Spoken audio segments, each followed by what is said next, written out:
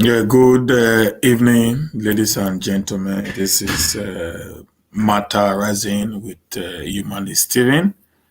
And like I told you, that tonight we are going to have another very interesting session. Please just press your share button, invite friends in as we decide, the show. If you are here watching me right now, please just press the share button as we invite friends into the show. Please, if you're just in, please just press the share button and then press the likes button if you're on Facebook or on YouTube.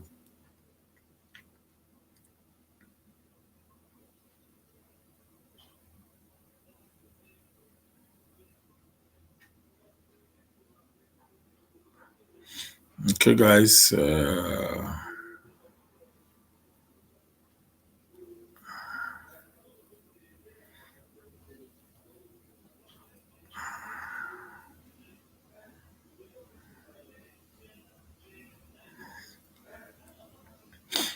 Please let me just see you guys pressing the share button and some likes before we continue.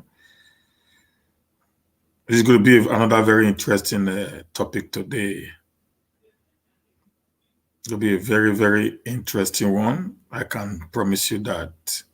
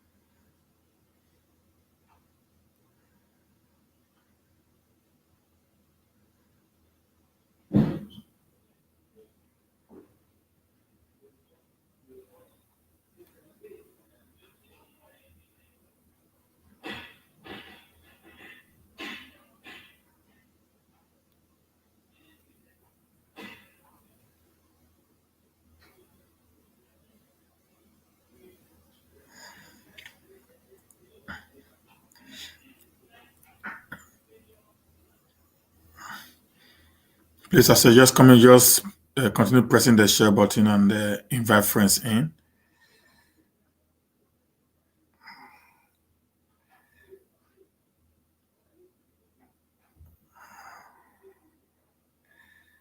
I'm just trying to get share also to some.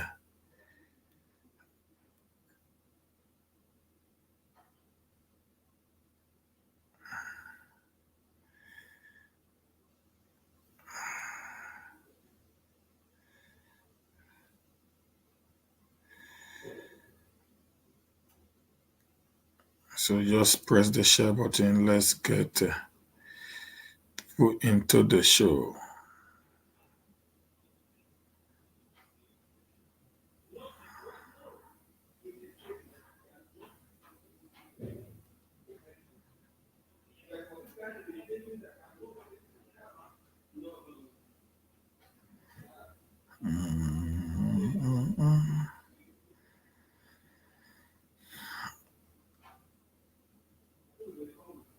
Yes, just press the share button, guys.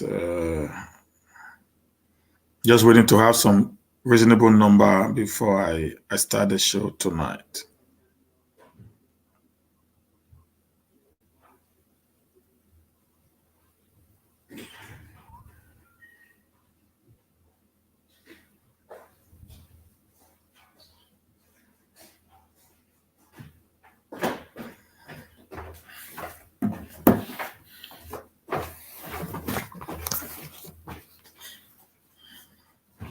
Please just come in, press your share button. As you come in, just press your share button. So as we start the show tonight, I'm just still waiting for some few persons to come in. We're having about 10 persons viewing us right now. Maybe we can get about. Anyways, let me just kick off without not wasting so much time, so we can be able to get somewhere as fast as we can. If you're watching us on Niger Wars, please just if you are the first timer, please subscribe. If you have been with us, please just give us some thumbs up as we continue in this show.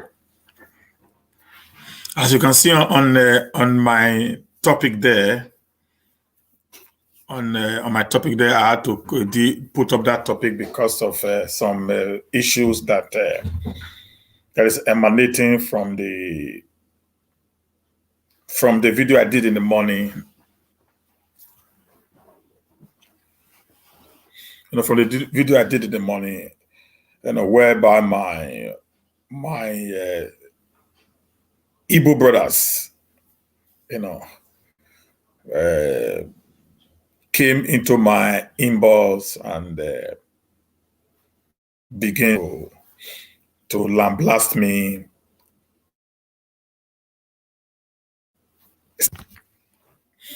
I was a little bit, I wasn't upset for it. I wasn't upset for it.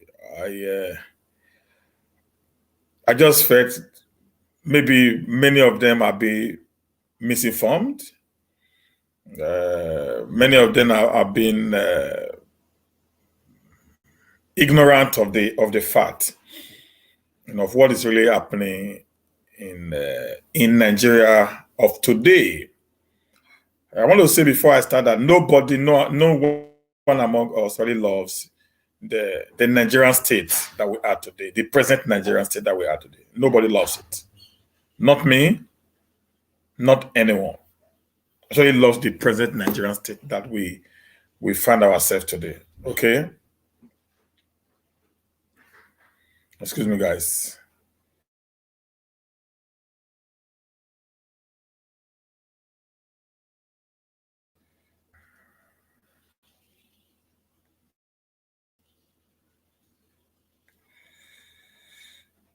Nobody lost the present Nigerian state that we are today. Not even any Nigerian that is living in Nigeria today lost it.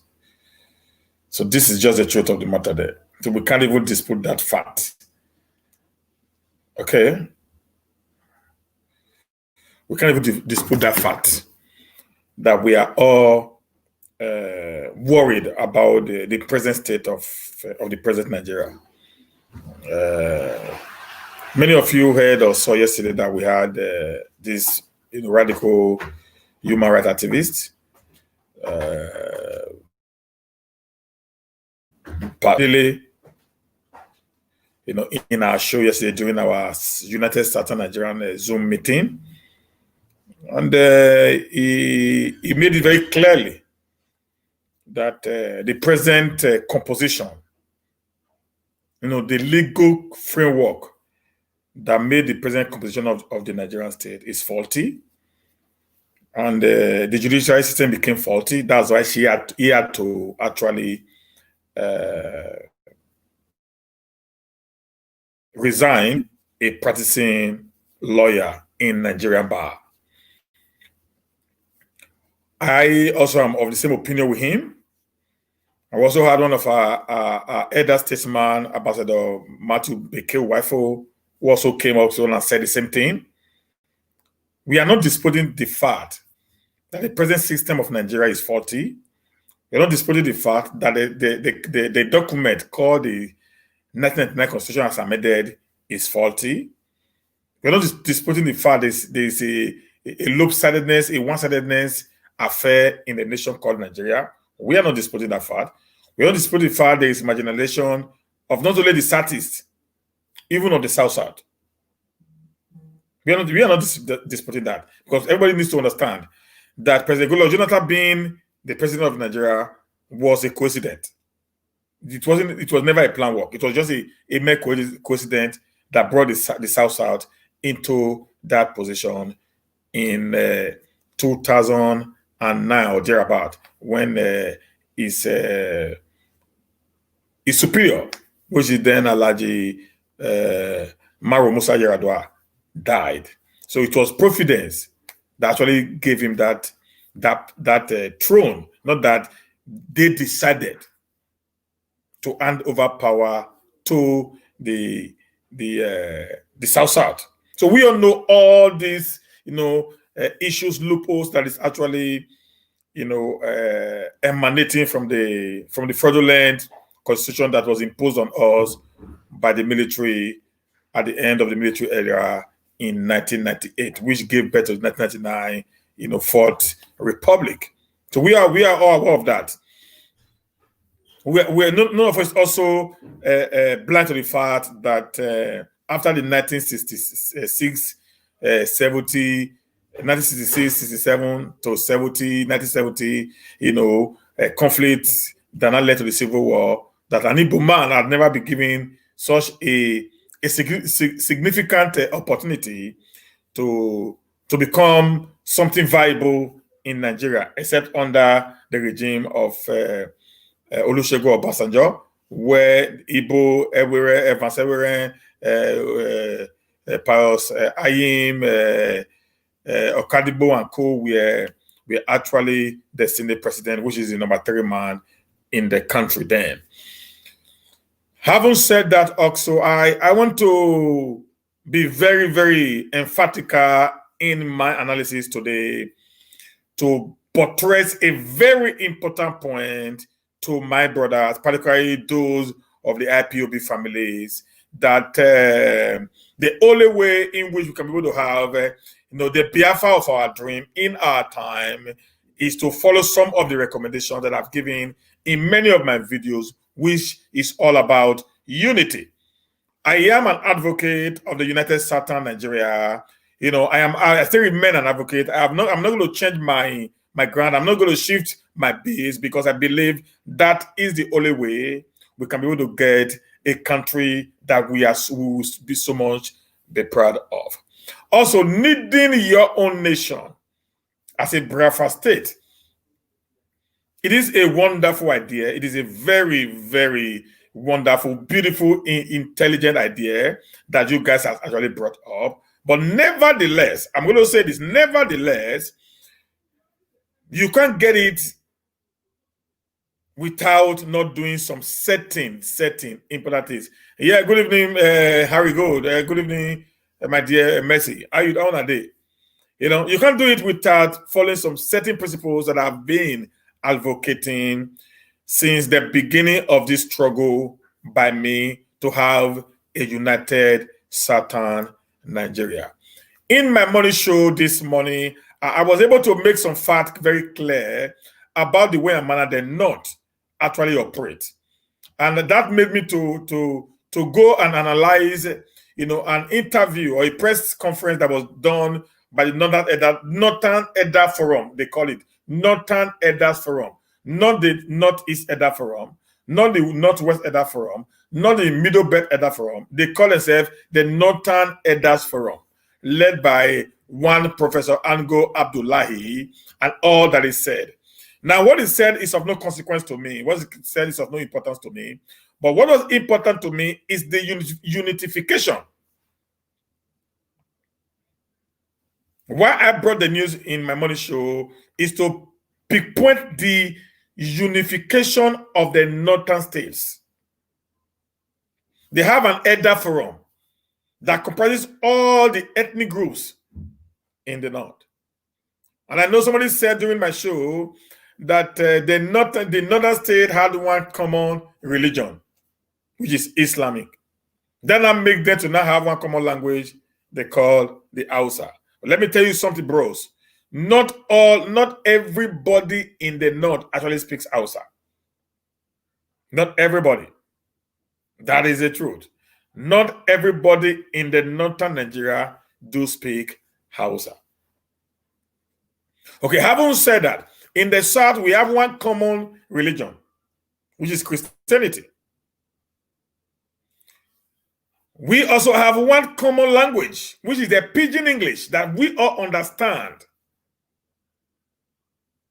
very clearly, that we can adopt as a common denomination for communication. So the idea of we having different ethnic groups means nothing. The idea that we have so much, we don't have as much ethnic groups in the South than in the North. Go check history, bro. Go read facts and figures. But anytime they are coming against the South, they come in one whole entity called the Northern region. They see hold on to that very particular, region that they were given, that was given to them in 1914 by the British till tomorrow. That is a political game plan that is working for the people till tomorrow.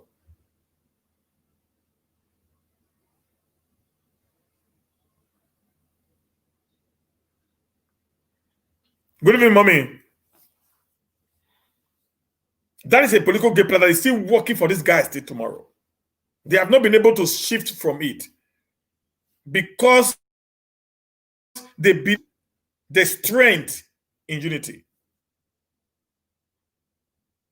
They understood it so well that they're not becoming, they do everything to make sure they bring they put their difference aside, and when an issue comes up, they come up with one body and make one statement that covers the entire northern state. That is my fight for the southern Nigeria. In that way, we can have a better, more articulate, more functional Nigerian states. Okay. So that is why when the guy came in, he made a lot of statement that I would not want to repeat what he said, but I would just go to make some point based on what he said, after the show today. We had a lot of discussions, we were chatting up and down, and he was making a lot of references to some issues, which there are many that I will have to have debunked, but I would not want to do that. But I want to also believe what he said were true. Okay, were true. I want to put some point before him that will help him to understand that in the 21st century kind of life we live in, some of his claims are obsolete. Some of his claims are absorbed. It's not workable in this present day, either local or international politics.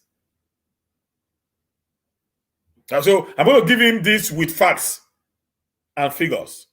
So for them to understand, the only way we can get what we want is when we decide to work as one unified entity called the United Southern Nigeria. We need to bridge that gap, destroy that bridge, and allow unity to flow. Okay, guys? Now, I'm going to just read out what I put down, then I will analyze them one by one. I said I had a discussion with my Igbo brother after the morning show, and the topic was very interesting, and I decided to share it with us as a topic for today. And you all know, if I said I have a discussion with an Igbo brother, then you have to know the line of discussion. You have to be on the Biafra, the secession, and the claim of the old Eastern region and all that. But the same people will tell you that the Eastern region was created by the British people, yet when it comes to trying to drag other states around them into the Biafra struggle, they refer to the old Eastern region. That is funny. Please, just as you are coming in, like button, share this video on your wall. So as we go, please, guys. So it gives us more joy when you share and post up some likes. And if you are still following me on my private page, which is Ediamates TV, please, I want to appeal to you to go to Matter Rising with Humanist TV on Facebook and follow me there and like the page, because from 1st of January, I will be broadcasting live from that very particular channel. Okay, guys? So let's begin to move slowly to that part so that we will not be caught unawares when I decided to just move away and go start doing my broadcasts from that channel. Okay, guys? So, anytime you have a discussion with them, you always have something to get out of it. So today I want to educate my brothers. Not all of them, some of them actually understood what I'm saying now. Some few had this notion that the only way they can get what they want is to demarcate, particularly the South region of the country, by telling the South they don't right of their own. That doesn't work in this present day. Some community that speak Igbos outside the 5 eastern states would not even want to be part of the Biafra if they are not, brought into the picture through negotiations and town hall meetings upon town hall meetings. That is why I came up with the topic today, that why negotiation is the only way, the only solution to attaining the Biafra state. He claimed in his submission that all Igbo communities all over Niger Delta and some part of southwest of Nigeria will be part of Biafra by force, because these people actually speak the Igbo language.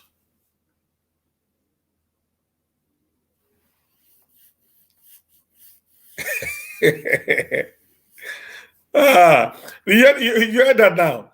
So while he was making his submission, they said they have 75% of Delta State. They said they have 25% of Edo State, and they have 75% of River State. They have about 30% of Bayelsa State. They were just giving names, allocating percentages, figures to themselves. I was looking at the guy and said, is this guy actually listening to Nnamdi Kanu of late, who had actually changed his modus of operandus in the actualization of a Biafra state? It's now working on negotiations. It's now working on unification of the southern state. It's also working on, if possible, the restructuring of the federating unit today that comprises of present-day Federal Republic of Nigeria. If they are listening to him, they would have understood that the guy had begun to see the reality of things, how things are being done. So that was okay. I'm not going to say so much. Let me come back here and give a very clear, well-articulate understanding of how things were, or how things is going to be in the nearest future. So let me use this very important question. Let me ask these very important questions for proper clarifications. I want to ask some questions to clarify whatsoever that my brother, the guy who was having a conversation with me today, was thinking. Maybe with these questions, I can be able to get a more better understanding of his point of view, if he actually wants to use the brutal force or he wants to use negotiation, which it has been my only option to get a Biafra of our choice. Okay, guys? Please let me see some thumbs up and share. As you're coming in, please give us some thumbs up, share the video. My number one question to these guys, my number one question is this: have the IPOB, have the IPOB, or anyone agitating for a Biafra reach out to these Igbo communities living in other states that they want them to be part of the Biafra state? That's the question I wanted to answer me. Have you actually gone to the kings in Ibanke that you claim? Have you actually gone to the Obi of Abo that you claim are part of the Biafra state? Are you gone, to the king of Ibuzo, or the king of Asaba, or any of these Igbo-speaking communities within the other states outside the domain of the 5 eastern states, to have had a heart-to-heart talk with them, or you are just assuming based on the fact that they speak Igbo? We want to know. If that is your fact, brother, that is brutal force. And the people might be angry because they have been carved away, assuming, because I know the Abo people are actually, the Obi of Abo is a descendant of the Benin Kingdom. That is why the Obi of Abo actually pay homage to the Oba of Benin after being put in his throne, because that is where his allegiance lies. But I'm not talking about that right now. I'm going to throw that away. I'm going to just talk in a very open manner so that we can be able to understand where we are actually heading towards, guys. So if you say these communities in Edo State, in River State, in Bayelsa, in Cross River, in Akwa Ibom, and other, Niger Delta states around there, that they are part of the Biafra community because they are Igbos there, that's beautiful. But have you actually gone to have a tete-a-tete, a chat with these people, putting them into the picture of your plans of having a new state called the Biafra Nation? Or you are just assuming by assumption that because they speak Igbos, they can actually be incorporated, whether they like it or not, into the new family called the Biafra Nation.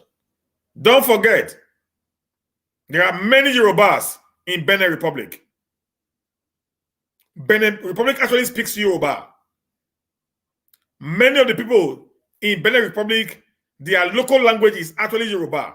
That's why you see names like Adebayo, Adetosun, and many other Yoruba names in Benin Republic. Okay.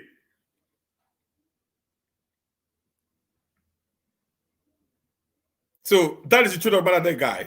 So that shows there must be a negotiation with these people for them to be part of you, or they will decide to go with where they feel is more comfortable for them.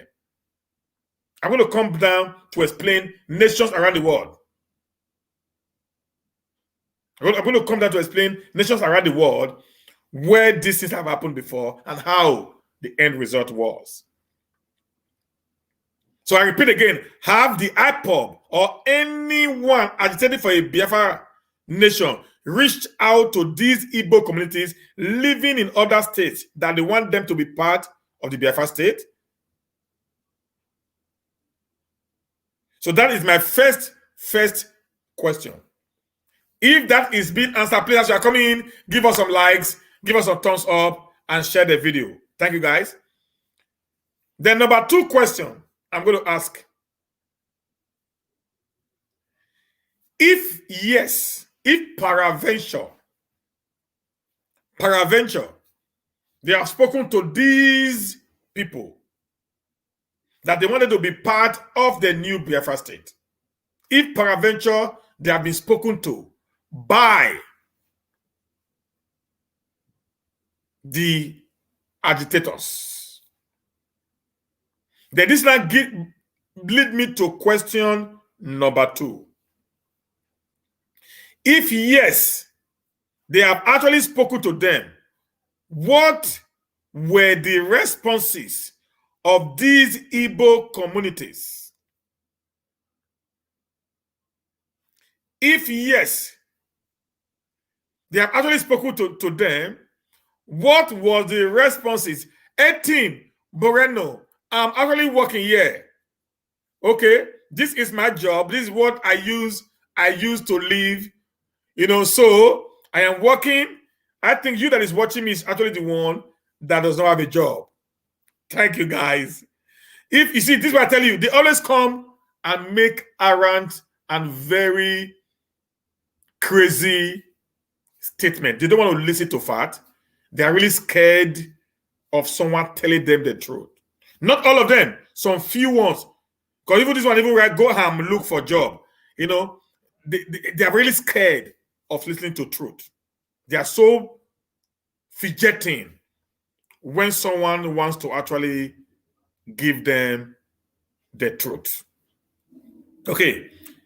If yes, they have actually spoken to them, what are the responses of these Igbo communities living in other states of the Federation called Nigeria? What are their responses? Is it yes? Is it no? If even the community says yes, people should listen why we must have a united Nigeria. If a united Southern Nigeria, if for any reasons they said yes, then this will not lead me to put a point before my brothers and sisters that we should not forget what happened in Bakassi Peninsula case between Nigeria and Cameroon. We should not forget the incident that came up in Nigeria between Bakassi Peninsula and the Cameroon. We all know the case. According to this history I read, I don't know how true that is, but we're just going to say the history the way I read it. That during the Civil War, Major General Yakubu Gowon actually wanted to pass through Cameroon to get them to the eastern region of Nigeria. And the Cameroonian force refused him.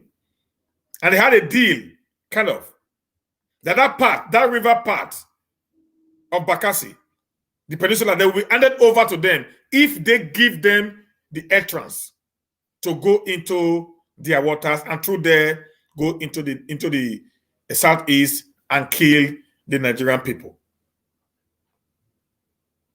Okay, and I think they had a document that was put in place. Then they just left. The Camerooners just left Nigeria to go and join the French colony. That was done through an agreement. The French colony came and spoke with the Southern Camerooners, which were part of Nigeria during the colonial days. Okay, they came to spoke with them. Why are you here? It was not by brutal force. It was by a negotiation. That you're supposed to be Camerooners, not Nigerians. Why are you living with Nigerians when you already had the Cameroonian state? So after much in the negotiations between the French-speaking Camerooners, which are the Northern Camerooners, and the English-speaking Camerooners, which are the Southern Camerooners, they decided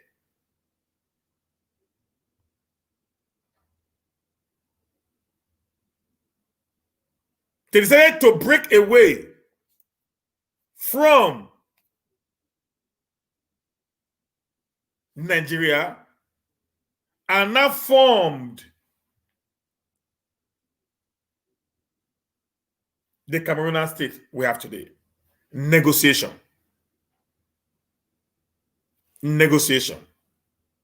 After negotiation with them, then the Southern Camerooners were not the one that now asked for a referendum from the Nigerian government.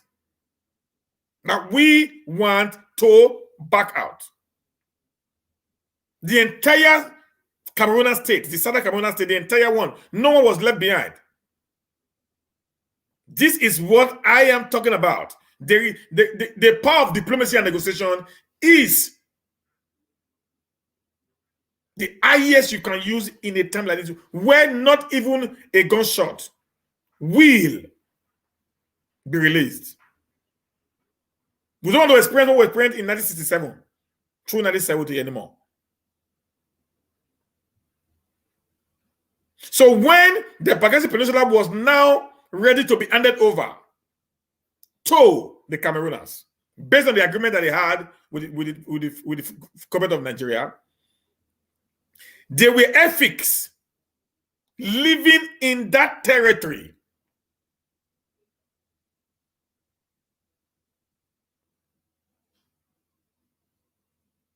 They were Efiks living in that territory. They took the land away. They took the land away and chased this boy away. These people have now become refugees in their own country as we speak right now. Many of us don't know this story or this old history, but it is in the public domain. So that's why I am pleading to every one of us to be really be careful of what we are asking for today. Okay? Number 3. You cannot assume that since they speak Igbo, they must automatically be part of Biafra. We should not bring up that assumption. Same language does not make a nation. Same culture does not make a nation to be beautiful.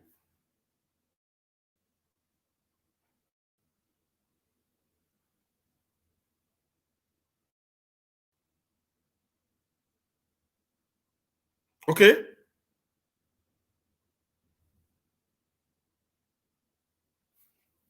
I'm going to tell you why. There must be a proper negotiation with them. Proper negotiation. You must sit them down. Because what actually brings about uprising is when you decide to look down on other people because you have the upper hand.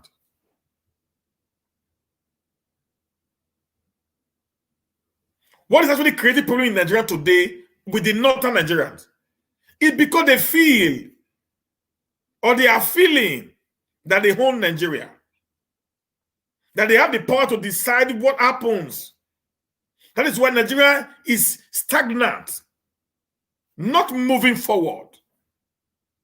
But if they're actually approaching or applying the negotiative mechanism, even some of us who are Southerners would have seen something good in the northern Nigeria. I must tell you the gospel truth here today. There are some northerners that are far better down the south. Southerners. In northern Nigeria, majority of them don't lie. They tell you the truth, and that's it. If you see many of them who lie today, they have had so much interaction with the South. Majority of the Northerners, majority of them don't steal. If you see anyone that is stealing today, they have had so much interaction with the South. They have learned a lot from the Southern Nigeria. Forget these Fulanis you see here killing us. Those Fulanis are not Nigerians at all. They are Nigerians. Those Fulanis are from Futajelon. They aren't Nigerians. I challenge the police to catch a Fulani herders who are killing Nigerians in the south or in the north. Let them speak Hausa to them, which is the common language in the north. Many of them speak French and the Fulani language. A typical Northerner are very straightforward in their thinking.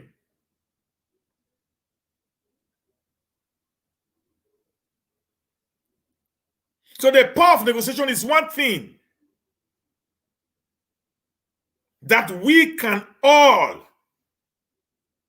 start thinking about.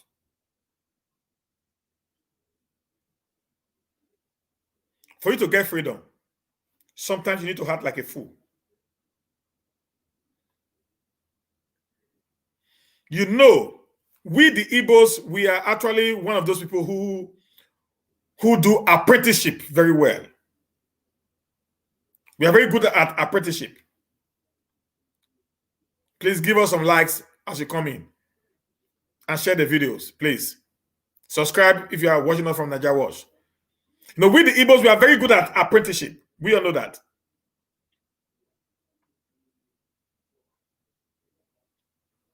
Okay? Now, during our apprenticeship, we are very loyal to our Oga. Sometimes for 7 years, we will serve the Oga diligently. We will serve his wife diligently. You know what that is? That is the power of negotiation. Let me shock you a little bit better. When the Oga comes to pick you from the village,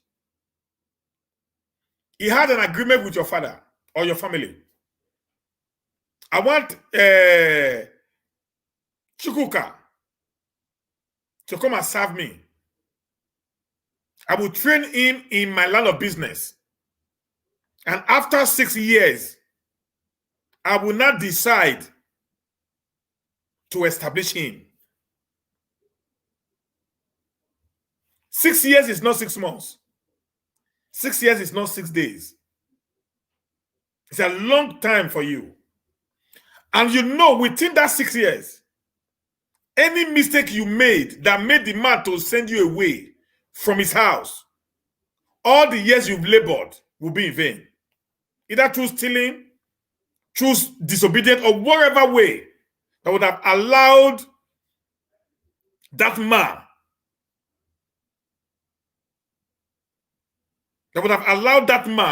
to create such a thing for you. Then while you are with him, what do? You begin to apply the power of negotiation. Doing everything he asks you to do as if you were a fool, but you are never a fool. Why? You have an end result, which is your settlement after 6 years. Even when you are being treated bad by the wife or the man or even his children, you keep calm. You relax. You go to the shop. You do all the dirty jobs. You come home with lots of money. You hand it over to your Oga. Your Oga buy the best expensive clothes, the best expensive houses, build the best, give the wife the best boutique, everything that the family needs, they get. But you are still living with one trouser and one shirt. You are not allowed to even do what you want to do because you are under, the coverage of your Oga. But one thing is at the back of your mind. My 6 years time, I am going to be settled with some huge amount of money. That is negotiation. So in our mind, we should just think that we are actually living in such an era today in Nigeria. How are we going to skate through? Without us not getting bruises, or with us coming out victorious at the end of the day. Okay? I said, for example, Wike, Nishon Wike, the governor of Rivers State,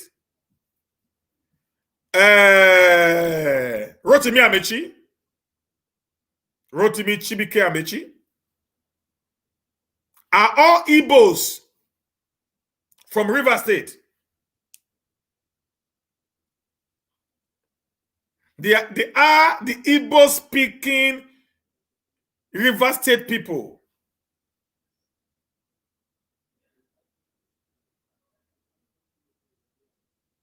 But these guys have never accepted the Biafra struggle.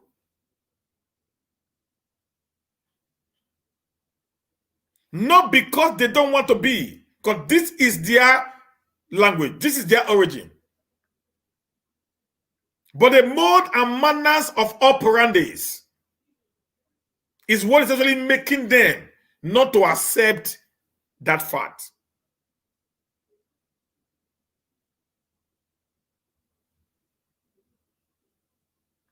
So, assumption that because this village speaks Igbo, this community speaks Igbo in all these different states of the federation, automatically that has not made them to be part of the Biafra state.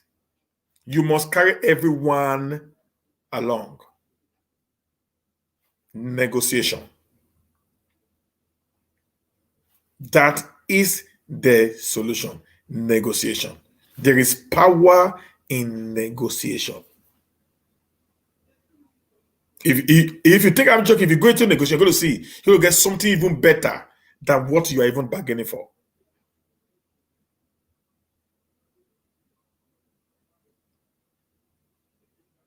Like I said, in 1967, when the Civil War broke out, Edo State, the then Midwest region, became the battleground for both the Igbos and the Nigerian state. Because it is the gateway to every part of the nation. That would have been if there was a negotiation with the then Midwest region. Maybe today, these old stories I'm talking about today would have been history. Okay. I said, note, communities like Abo, Ibanke do not actually speak the kind of Igbo in the core Eastern state. This is one reason unity and negotiation is the key. Just like a Benin man, we go to Ishan land because they speak nearly the same thing like the Benin people. And we tell them, you have no choice. You must be part of the Edo state.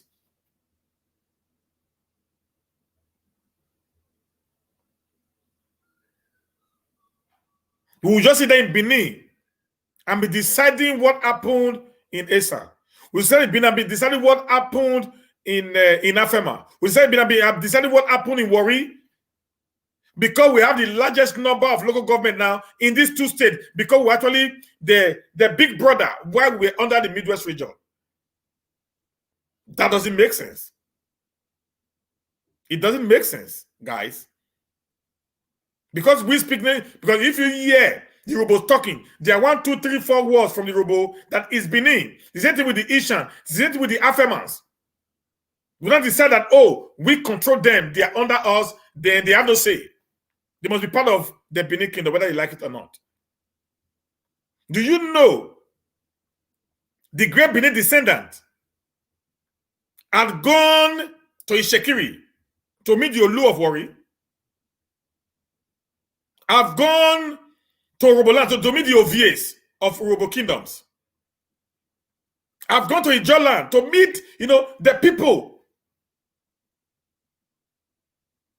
the kings of the Ijo community, telling them if Nigeria should break, they want to see how retain that old structure of the Midwest state, known as the Bedel, as a country of its own. They are doing consultations from one end to another. They are not undermining this community because they are a little bit small in this region. No, they are expanding their tentacles to make sure that everyone is carried along in a way and manner that is beneficiary to all of us. That is what negotiation can do. Like I said yesterday, there are many kingdoms today who will not want to be oppressed by others, even when you speak the same language. Because they might feel comfortable where they are, based on the way and manner of relationship or interaction with the state where they belong to. So you taking them away from that state and not superimposing your decision on them without their consent, we amount to nullity. So negotiation here is the key. The only key out of all this mess is when we decide to start playing the card of negotiation and diplomacy. Nothing more, guys. Unity is the key word. In unity, we can make a better Nigeria. Not by just sitting somewhere and make your proclamations and people carry it on Facebook. Listen, Facebook does not even bring about secession. Rather, Facebook can really ignite war and break down of law and order. That was what the social media can do. You really ignite the people to pick up arms or to be disobedient to the law of the land, which will now result to excessive killings. Just like what happened in River State, Igbo community in River State. Nothing more. So that is what we are trying to avoid. We will not want to see our brothers being killed for whatsoever reason. That's why negotiation is the key. Round table talk. If you're educated, you're smart, you know the best way to go is to return back to the table. Guys, there's one thing I've learned in life. Every war, I repeat, every war ends at the round table talk. Every war, even the First World War, the Second World War, the Third World War that is coming in, everything will always end on the round table talk.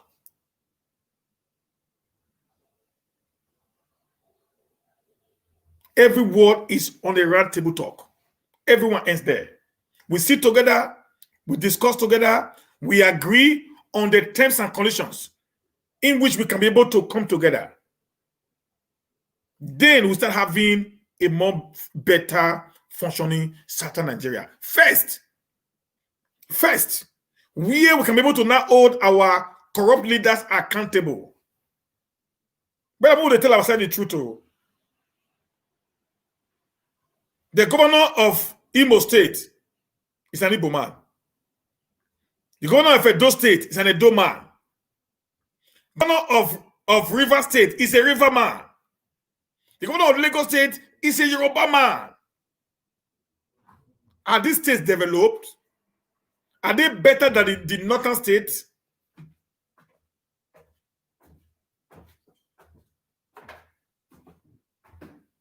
Are they better than the northern states? Are they? That's the question you need to ask. Are these states better than the northern state of Nigeria? If no, why? Why are people who are at the aim of affairs in these states hardly doing something different from the way the northern people does?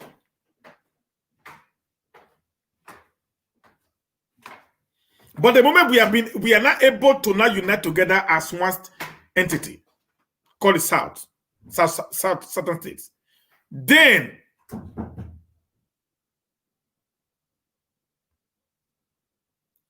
that's what I'm saying, sir. That's what I'm saying now. That's what I'm trying to talk about now.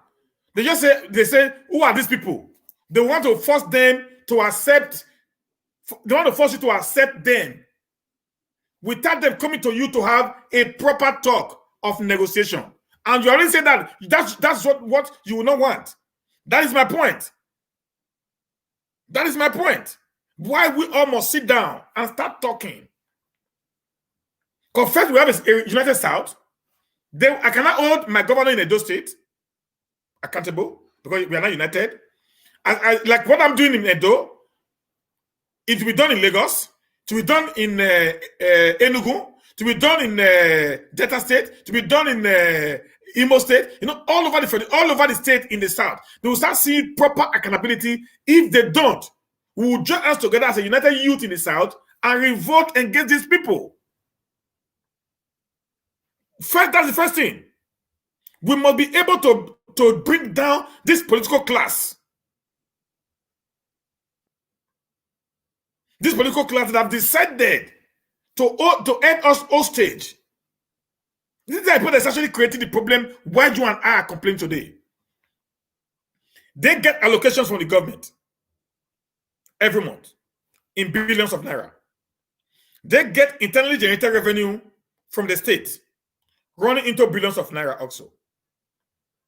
They get grants from United Nations, African Union, the EU Union, the American, the Chinese, the English people, and many other developed part of the world. What do they really do with all this money?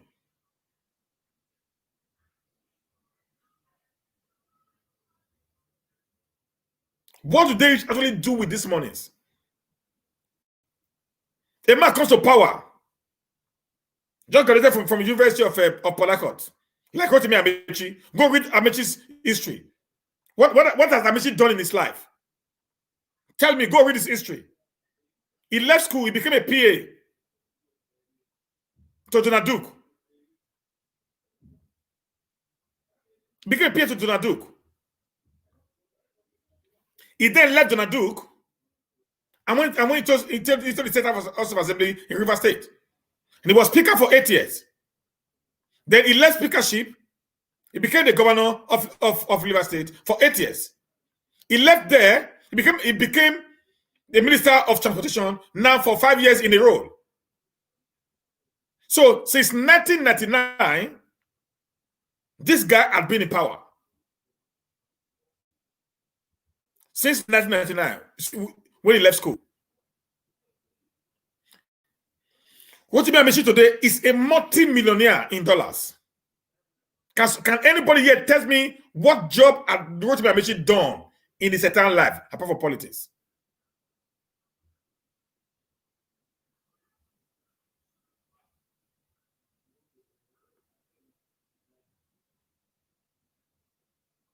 At least Oji Uzokalu, we can also say, yeah, he was the owner of the Sun newspaper and some other conglomerate. When I talk of Okorosha, he has some businesses that he was actually running before now. But what business some of these people had?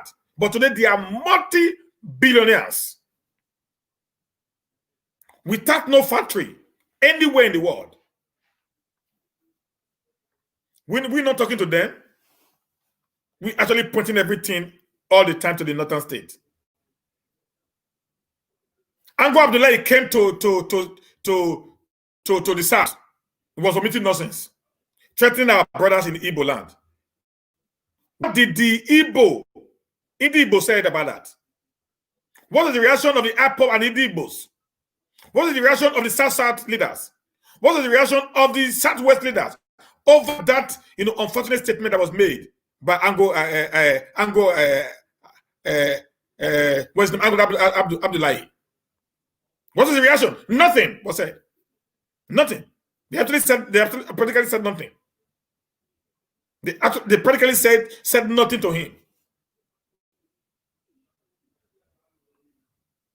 We leave the substance. We start fighting shadows. Okay? How many of you know that Austria and Germany speaks Dutch? Austria. We have many of our brothers in Austria. We also have many of our brothers in Germany. Do you know that Austria and Germany speak the same language, Dutch? But yet, they are not one country. That is the power of negotiation.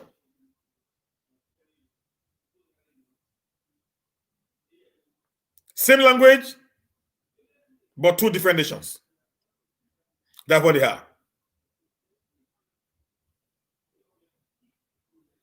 Do you also know that in Finland today, there's a large number of the Swedish-speaking Finnish people in Finland? There's a large number. They call it abo in Finland. Those of you that live in Finland know what I'm talking about. There's a large number of the Finnish Swedish-speaking people. They speak Swedish as language in Finland. And they also speak Finnish also. So during the time when they were doing this division, it is all about negotiation. That's what I'm going to, guys. You can insult me for all I care. But I will always make my point very clear with facts and figures to you that the only way you can get this whole thing you want is when you begin to negotiate with all the people around you to bring it to a round table, have a very well articulated discussion on how we can move forward as a people. Okay, guys, like I said, I'm not be the most brilliant guy. I'm not even not. I did not even go to school anyways. I don't think I finished primary 6. Okay, I know nothing. But with the little knowledge that I have, I will always put it in the public domain, which can help us, to not be able to get, things right and fact put in place.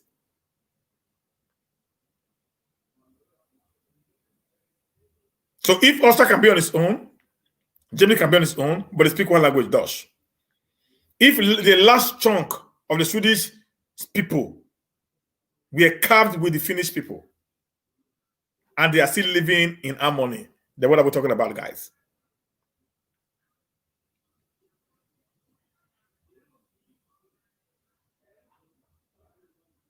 Okay?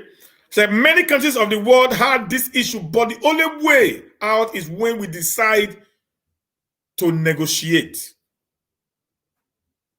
To negotiate with one another. And it is only in negotiation that we will get a better result, acceptable result. Why are we fighting over the 1999 Constitution today?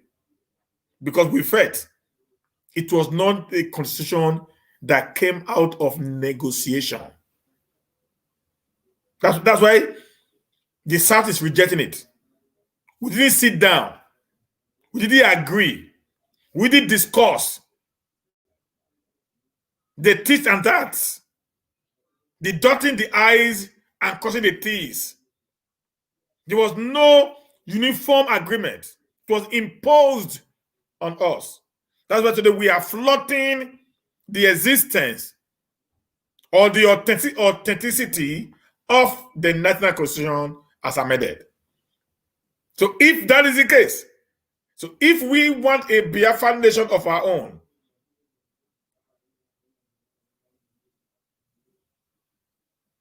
we can only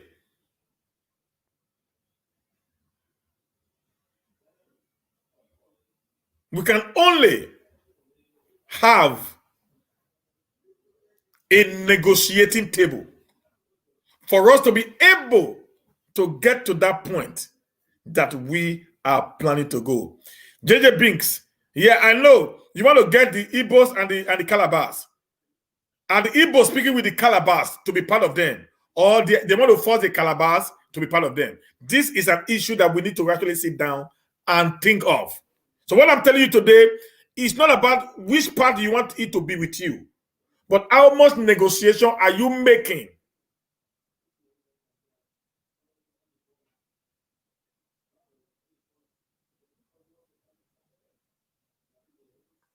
You know what I'm saying now? How much negotiation are you making? Yes, it might be. Yeah, what I'm thinking that is, if you want a Biafra state, we must speak to the people around us.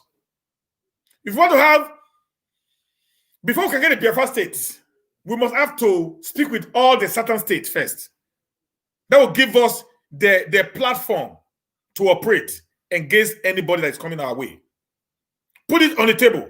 This is my idea. This is what I want. Everybody's going to come with their own idea.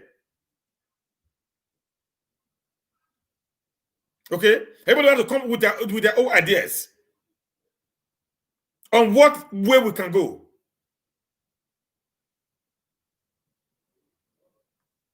So all we have to sit down, do a negotiation, know what and what we want, then we can go. If you want to carve away, to be easy for you to carve away, when Oduduwa is with you, when the Delta is with you, when the East is with you. If these three regions, for example, decided to call for secession, to call for a referendum, and boycott anything that has to do with Nigerian state, Nigeria is done. It's done. But if one decides among these three, it's not going to work. It's not going to work. So how can a country of over 270 languages be referred to as Wazobia? Yeah, that's what I'm saying now. That is where the problem is. I just said that the problem is already there. There was no negotiation. That was why we are angry. If we have negotiated and I said, okay, we're going to call it the three major groups, fine. But because we are not called into negotiation, just like my brother said, and Ifeanyi Chukwu said, that even Nigeria was not negotiated. I said that in this video, that the problem of Nigeria today is the British people. I did a video on that a few days ago. The problem of Nigeria today is the British, who brought us together without not actually asking us, do you want to be part of this nation? That's what they did in all African states. That's why today in Africa there are wars and wars and wars and wars and wars everywhere. Because we're not called into action. None of us really wanted to be a Nigerian. Then the Benin Kingdom was a very big kingdom. They want to be their own nation. And not the East, then the Igbo nation want to be their own nation. The Oduduwa nation want to be their own nation. Even the Calabari and all those people there want to be their own nation. They have the Ijaw nation. Everybody wants to be on their own because they've been independent all their life before these wicked British people force us together by force without not asking us any questions. They put gun on our head. That is why we are not functioning today. So if we, who are not enlightened, who are not educated in the South, decide to make the same mistake again, we'll end up in the same pit that we are crying now. Let's say, for example, guys, we decided to get a Biafra of the old Eastern region. You know, the old Eastern region only take away the Urobos, Ishakiris, and part of the Jos,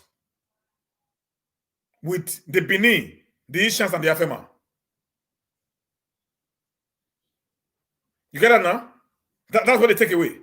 The old Eastern region. And some other few local governments, communities around. That's what they take away from the old Eastern region. So the Calabars, the major people, the Igbos, the Bibios, the Efik, and all that, they were all part of the Eastern region of the British people. Now, assuming we decided to go to that way again,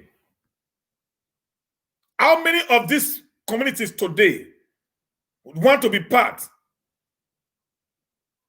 Thank you, my Gloria Favor. Thank you very much. See, there are many countries that speak Dutch language. Thank you very much, ma'am. So how many of these people want to be part of that very particular state as of today? Particularly the minority groups.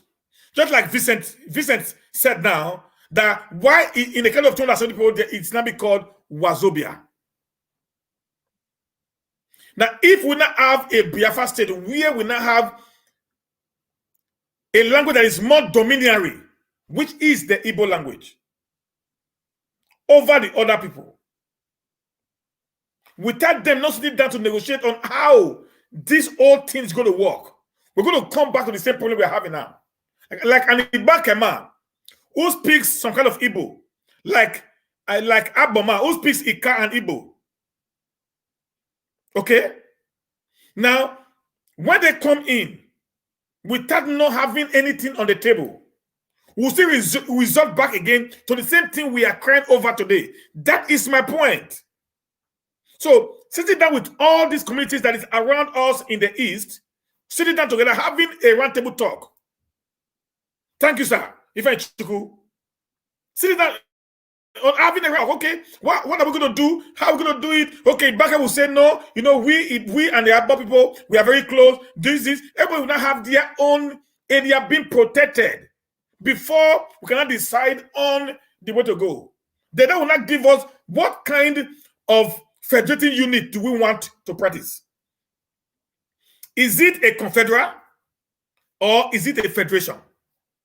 Whereby it will not become the American Federation, whereby all the federation units have autonomosity, independency of their own, where they can be able to do things in their own way.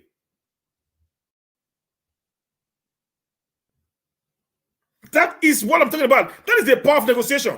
It's not be easy for us to sit down and take decisions. If not, we're going to have another Wazobia in the region, where the ones who speak much language will not be oppressing the minority groups.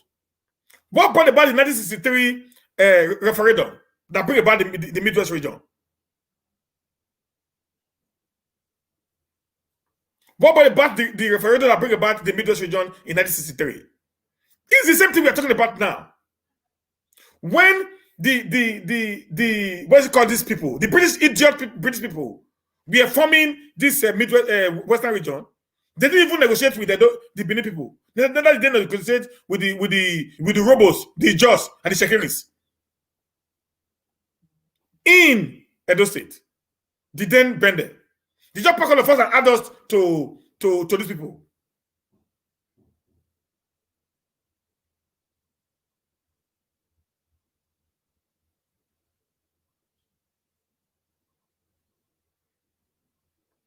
You get it now? Then, when we stay with this people for 1 year, 2 years, 3 years, we now find that this thing was not working. They were not oppressing us because we were the minority in the West.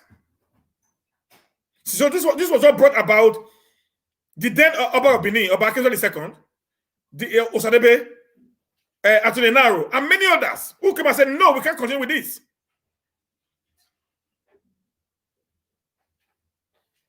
No, we can't continue with this. We must break out.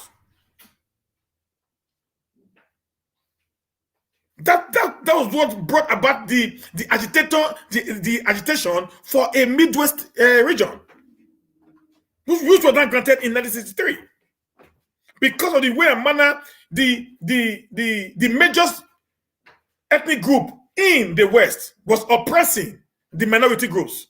So the minority had to come together and not form a unity of their own, to not be able to not have a voice, because they are all of the same level. If there was a negotiation from the beginning, before that Western region was created, I'm not sure there would have been any reason why the Midwest today, which is the Edo Delta, would have not put up what they wanted in the unity called the Western region. So guys, get what I'm saying, get where I'm going to. Everyone, we are all the same, but we must sit down to talk.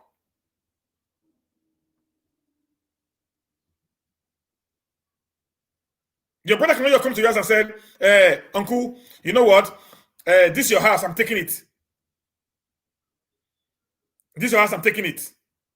No, there must be a negotiation. You have to talk. You have to talk.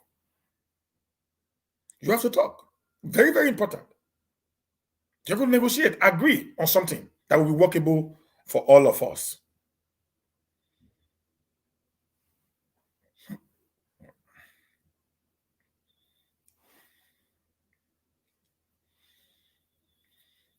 Many countries of the world have this issue, but the only way out is when we decided to negotiate with one another, and we will get a better result than the superimposition of our wills on other. Negotiation is the key, not superimposition. It creates a lot of issues.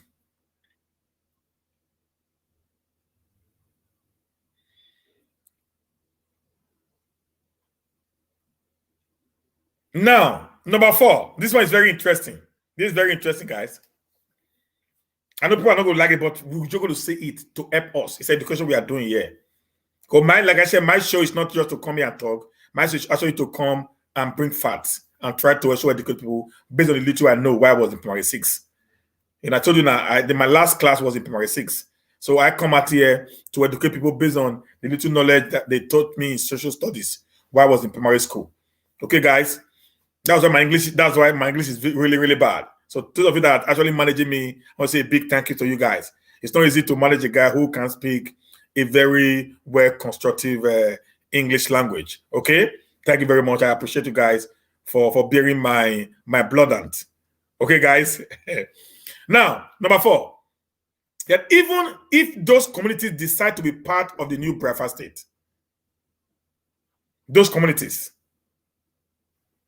the bankers, for example, the Igbo people, the Buzo people, the Asaba people, and those of also in the West, and the Query people, and all these people around, all these people around, if they decided to be part of the new Biafra state. Have you also discussed with the state of the federation that these communities are in? You see that now? Have you not discussed with the state?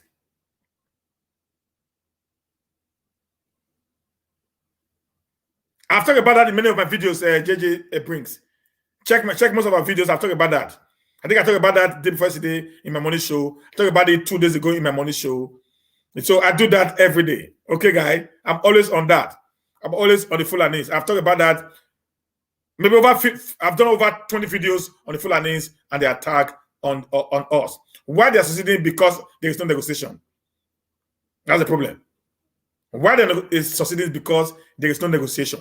I mean, there is no unity in the South. When there's a unity, it's a crap. They can't come in. They can't come in. I promise you that. The day we are united, that's the end. Mommy is promising, so I finished my. I never get my certificate said. I don't even feel do the exam because money not there. Okay, so if even this community decide to agree, have you actually discussed with the states where they live in today? If the lands can be added to the Biafra state. You see, what I'm saying this one is I'm trying to avert anything that would lead to what? War. That we have experienced before. So my lecture tonight is to let you know. I'm trying to bring out the things that can lead to any form of war in the South as we are moving towards getting a Biafra state. So these are things I want to put on the table for my brothers, the IPOB family, to start doing a sensitization negotiations with all the stakeholders in all the states. If, for example, an Igbo man decides to be part of the Biafra state, and Igbo lives in Delta state, the Delta region might say, no, we don't want you to be here because we gave you this land to live on or to live in. It will not be what happened in Bakassi Peninsula will be repeating itself again. Where people who have lived all their lives in the community will not be chased away by the new occupant or the new owner of that land. Just like what they did to our people.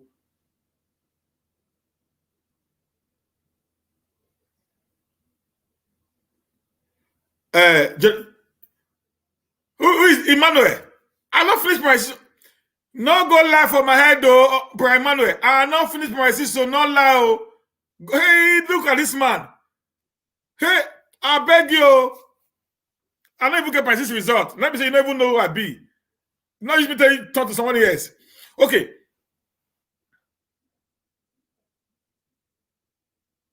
Thank you, sir. There we go. Thank you very much. This is what I'm talking about now. That's the same thing.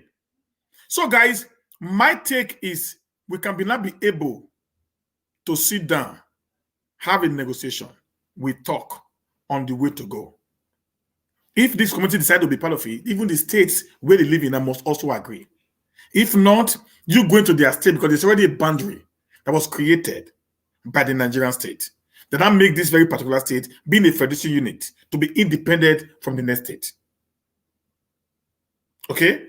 Now, the moment you decide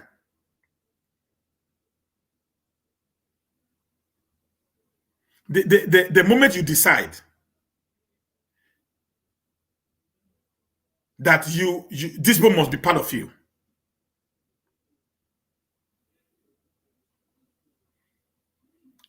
happy, I know saying are you. I know saying are you. I know saying are you. So the moment you decide that you want this people to be part of you, and at the end of the day, the state where they are living in now does not want to be part of that very particular new process. So that means you're going to fight to get their land, to add to your own land.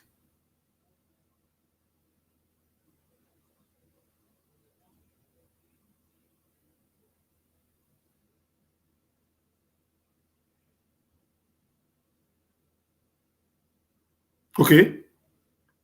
To join your own land. So,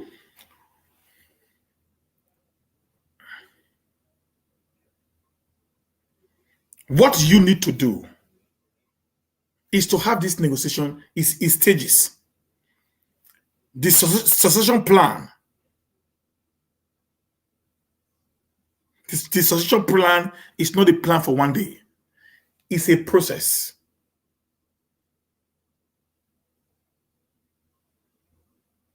That you must learn. It's in stages. You must carry everybody along. It takes time for you to convince people into accepting what you believe in. You know, we have the Eastern and the Western Germany during the World War II. How did they come back again? It was negotiation before the war was broken. Guys, we should do a little bit of studying to understand how we can get what we want without the shedding of blood.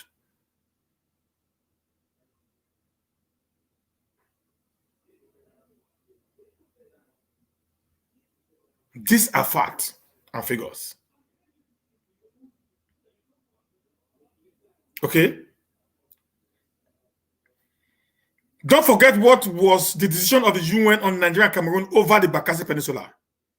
How they asked the communities there to relocate to Nigeria because they are not ready to accommodate them. Many of these communities, which actually speaks Efik, are now in IDP camps all over the state. This is not magic. This is still there. This happened in our time, some few years back. Many of our people in this Aquabon area, around the Bakassi Peninsula, which was handed over to Cameroon. Many of the people who actually lived there, who their ancestral home had been there, were asked to move away by the Cameroonian people. They are now living in IDP camp in Nigeria, in their own state.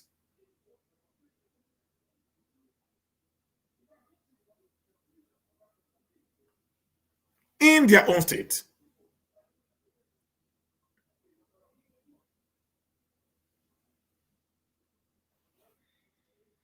So we all must always come together, have a round table talk.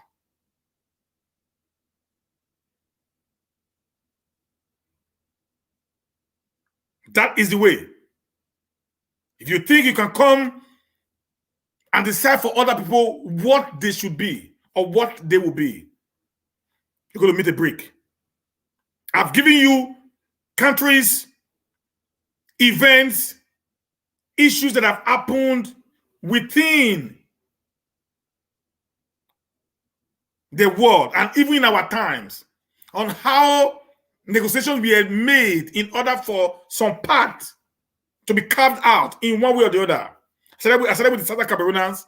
I've been able to prove to you where there was no war when Southern Cameroonians were leaving Nigeria to be part of the Cameroonian state of today. I've also proven to you how the East and the Western Germany became the Germany of today. I've also made mention of the Dutch-speaking people in Europe today. There are over more than 2 countries that speak Dutch today in Europe. I've been able to also pinpoint to you why the Midwest region got frustrated with the West and decided to break away. I also proved to you that even during the old Eastern state, Adakaboro actually declared the Niger Delta Republic because of the same thing, non-negotiation before they were put together by the Fulani people. So if we want to do the same thing again, we might get the same result over again. The result over again, guys. So if we want a Biafra that will work, we must sit on a round table talk. Let me tell you let me tell you some little about negotiation that I'm going to close. Do you know if you want to buy something in the market? Because most of us Igbos, we are businessmen. I come to you, want to buy maybe this thing, and you said 50 euros. I said, I want to pay 10 euro. I will drag it from 50 to 10. So I beg, you get know about the go, I beg. Then I will want to step out of your shop. You will call me back and say, bros, I beg now, give me 45 euro. So the truth of the matter is, make I pay you 30. Last. That not be so now, beg my brother. I beg, okay, you put 5 euro now, maybe 35. This thing, now that's one dash you. The truth of the matter is this, I buy this thing for 35. What you give for 35, so no gain for me at all. I just tell you the truth, no gain, I don't get kobo because you be my brother. That's why I want to give you this thing for 35 euro. I beg.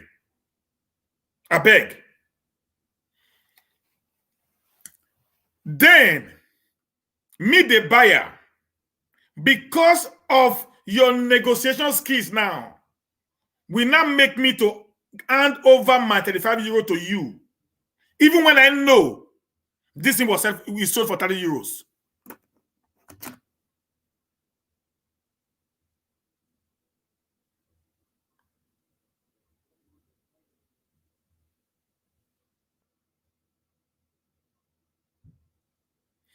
This is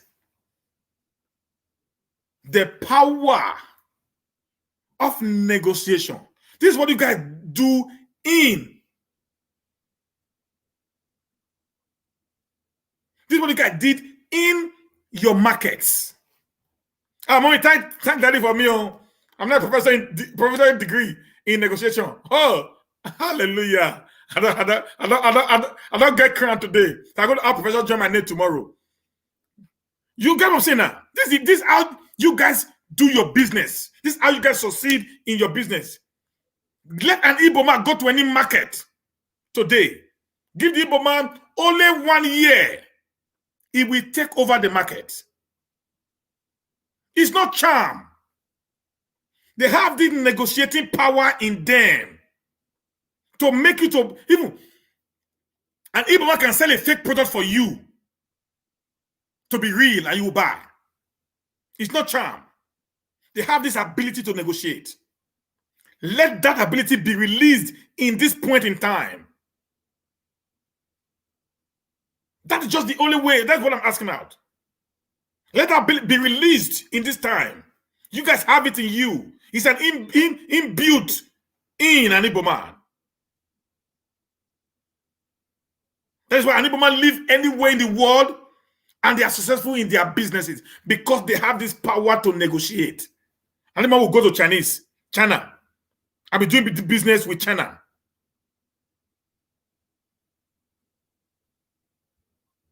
And this guy will still be succeeding in Chinese.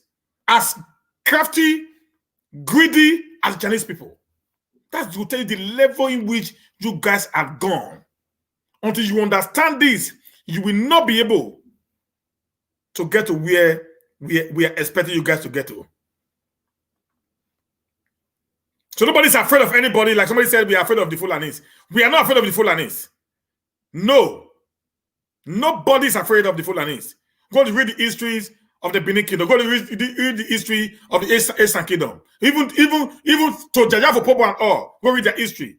Which are the Robo people?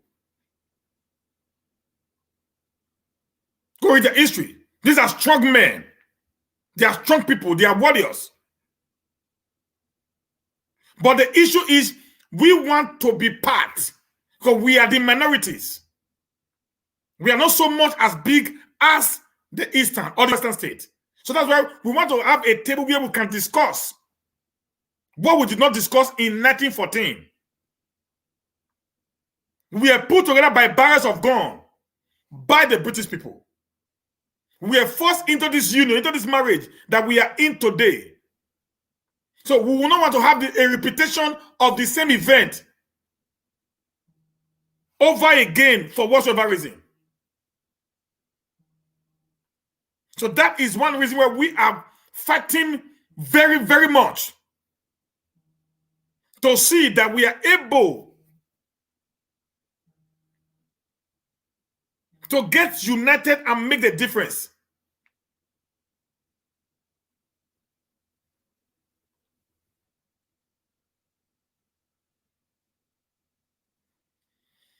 In conclusion, I said, so you guys can disagree less with me that the only way out is unity of the South and negotiation, nothing more.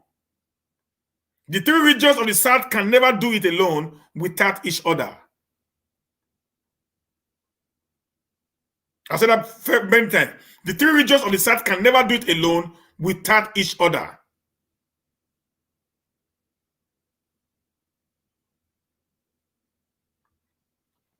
Do not put your communities in other states at risk by telling the people that you are going to take over their land by force, or because there are communities in that state that speaks Igbo. Please, guys, you must do negotiation with the state. You must talk to the communities. There must be an agreement so that we don't engage ourselves in whatever form of destructions. This will be creating more and more division among the southern states, and this will continually bring a setback on the agitation of a Biafra state.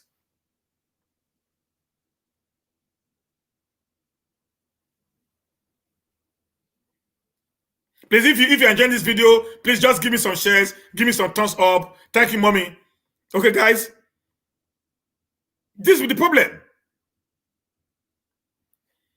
If my Igbo brothers are doing what I'm doing now, if my Apo brothers are doing what I'm doing now, calling for unity of the South, we would have gone far in this agitation. We would have gone far from where we are today. Now we've never started fighting the North. We are only fighting the South now ourselves. We never come up for South to say we want to go face North. No, we are still in the South fighting ourselves over nothing.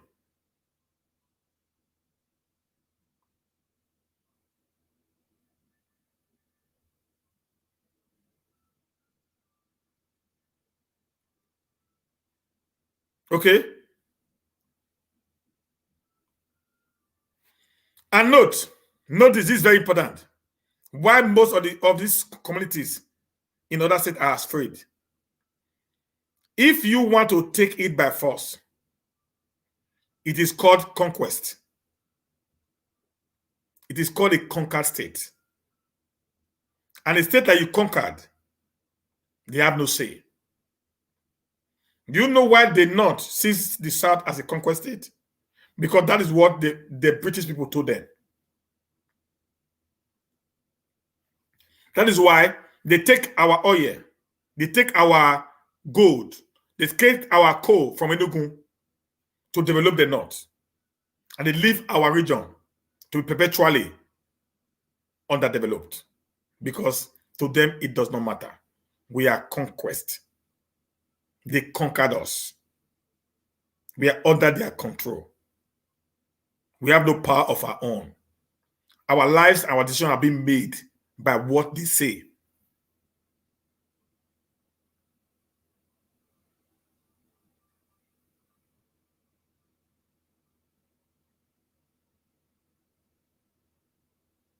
Okay?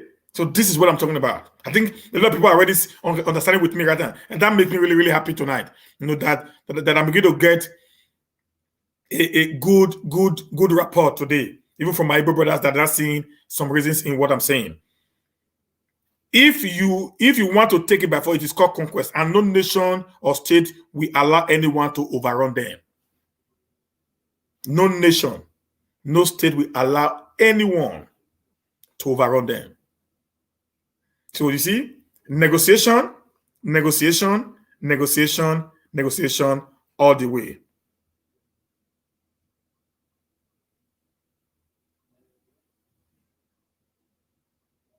Nobody will allow anyone to come and conquer them in this 21st century.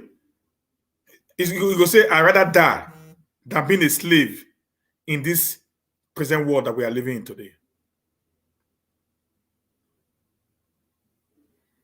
There was one statement that he made.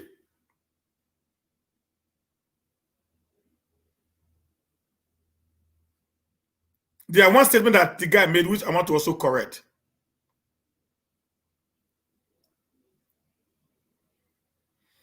He said in his statement, he also made a statement that an Igbo can produce weapons to overrun the Nigerian nation.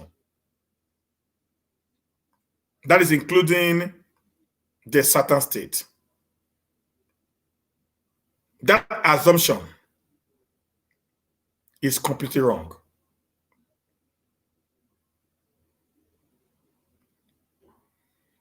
In this present day that we are in today, there is no community, no state that is violence-free.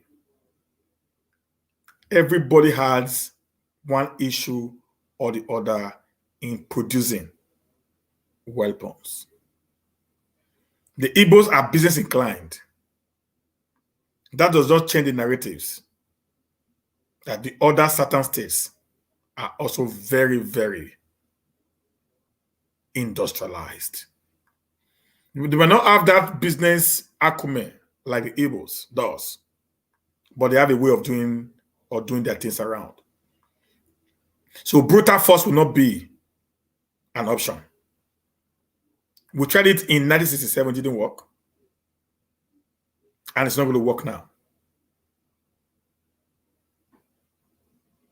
We knew, we understood what we went through during the IPOP time when Nnamdi Kanu house was invaded by this bunch of criminals called Nigerian armies.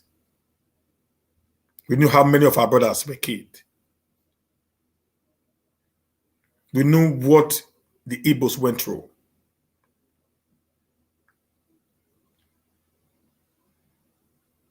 We don't want to go there anymore. The Igbos actually had the highest number of properties all over Nigeria. I must praise them for that. I have no house anywhere apart from Benin. I've said it many times on my video, I don't build house anywhere. I have no business anywhere apart from Edo State. That's where I have my business. That's where I have my house.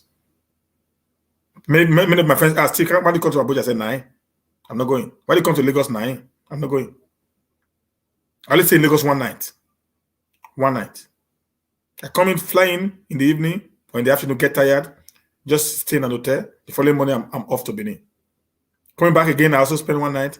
I'm off to my base. I'm a very, very tribalistic guy when it comes to where you reside.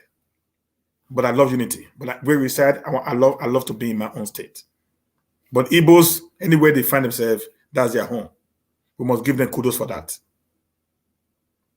Yeah. Even the Hausa don't build houses in that people state. Go to Igbo land, go to Benin, you don't see an Hausa house, Mati house that belongs to an Hausa man. Never. No matter how rich they are, they live in huts. They take their money back home. But Igbo man don't do that. They build the houses where they live in. They have this life, this large life, wherever they find themselves. Even in Europe, they live the same way. So we must praise them for that. And having said that, so if you decide to go into harm carrying, you are giving the other part, particularly the North, an advantage over you again for the second time. If most of you forgot, you've not read the history of what happened after the Civil War, all Igbo properties were seized, even up to river, even up to River State. Your properties were seized, even in Benin. And every Igbo man that had money in their account, then we only give you 50 pounds after the war. 50 pounds. How many of you knew what you passed through to climb back to where you are again? That's why many of the multimillionaires Igbo people don't believe in the agitation of Biafra.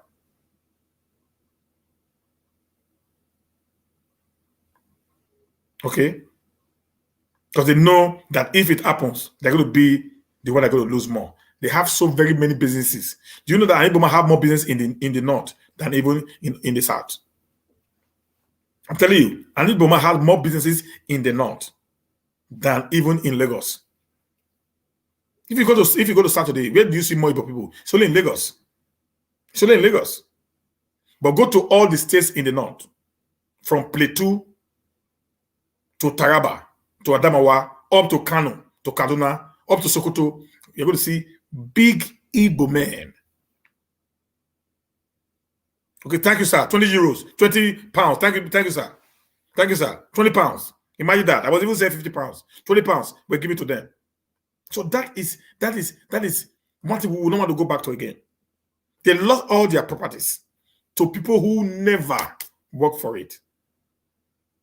So those of you who is agitating for all these things, these are actually the poor guys who have nothing to lose, not undermining the lost that will be coming to their brothers and their people. And you know, in that time when this thing happened, the economy of the world was still okay. The population was low. The economy of the world was still fine. I promise you today, God forbid, we have a repetition of what happened in 1967 through 1970. The Igbo nation might not be able to rise again. Go and look at every other state that fought war to break away. They're still living in shambles. Go look at the Eritreans. They're living in shambles. Go look at South Sudan. They're living in shambles. They could not rise again because the world economy is no more there.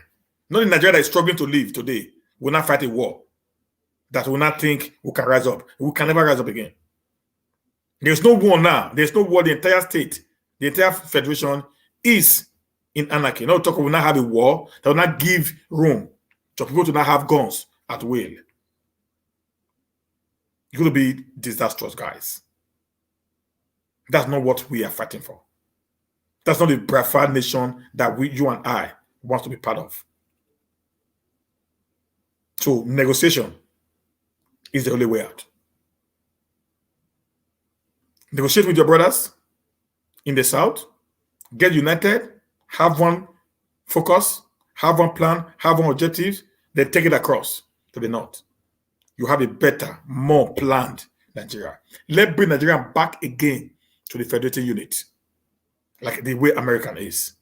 Let's rewrite the constitution to now give you the right to manage your resources and pay some percentage as tax to the federal government. Just the way it is in every federating unit all over the world. That is what we should be fighting for.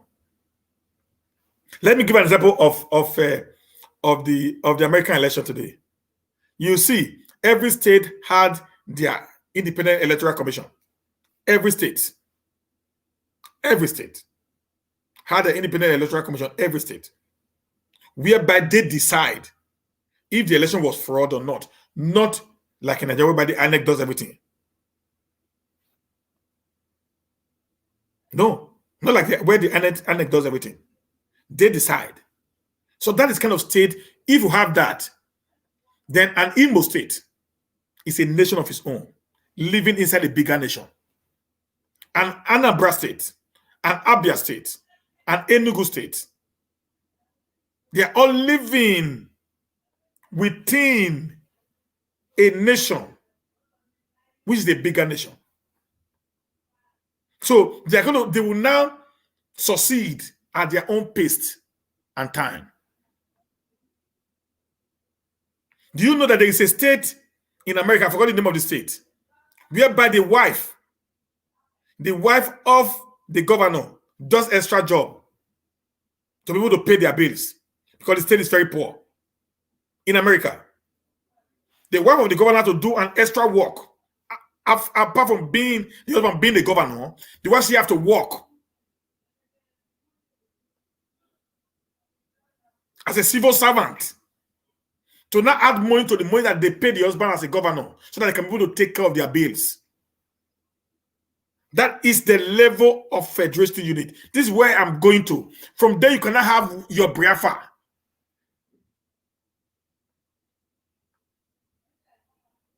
Easy. And you develop at your pace without anybody stopping you anymore. You agree on the memorandum of understanding, that now brought up this new federation unit called Nigeria, whereby you decide on how you can run your team, you can build your airport, you can build your roads, you can even build your houses in the sky without anyone strangulating you, drawing you back to follow their pace, which they're not doing to us today. That is what we should be looking for. That will not create the war that this ideology being carried around today can create for the Biafra nation.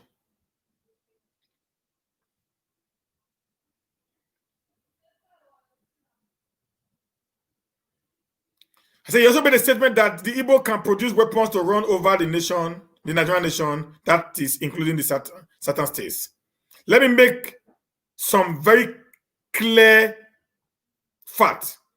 We love our Igbo brothers and sisters.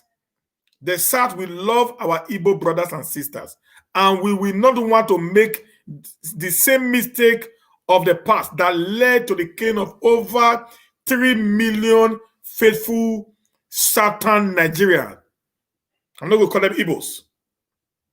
3 million faithful Southern Nigerians by the federal government of Nigeria in 1967 through 1970. We do not want to make that mistake anymore.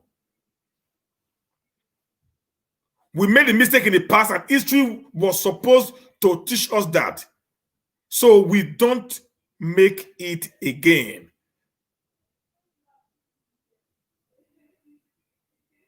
When there is war, many of the big men in the Southeast today, they have private jets ready to move. They're out of that country. They run away, leaving you who cannot afford to walk to the neighboring country. If you succeed in going to other countries like Cameroon and all that, you're going to be a refugee in Cameroon. You're going to lose everything you worked for. Your monies will be taken over. The project will be taken over by people who never actually worked for it. So let's be wise. Let's adopt the negotiating mechanism that will help us in taking the plan of a Biafran state to the next level.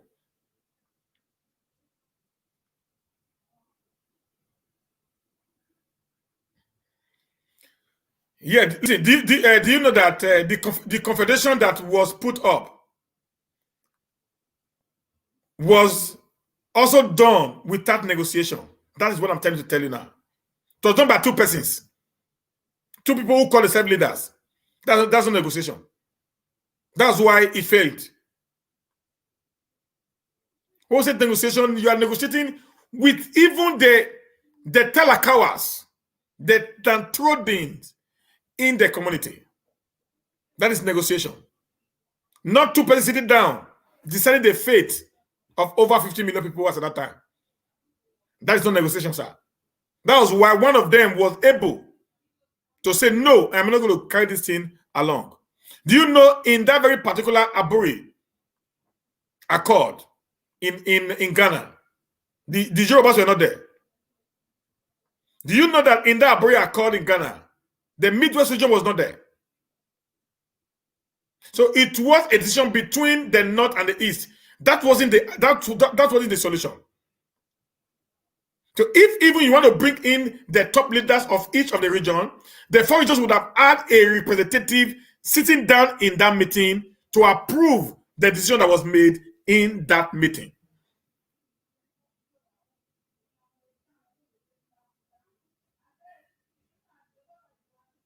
You get Imaobi. So that is where the problem came from. That negotiation was not agreed upon by the four ethnic regions at that time. That was why when the North came back, led by Gowon,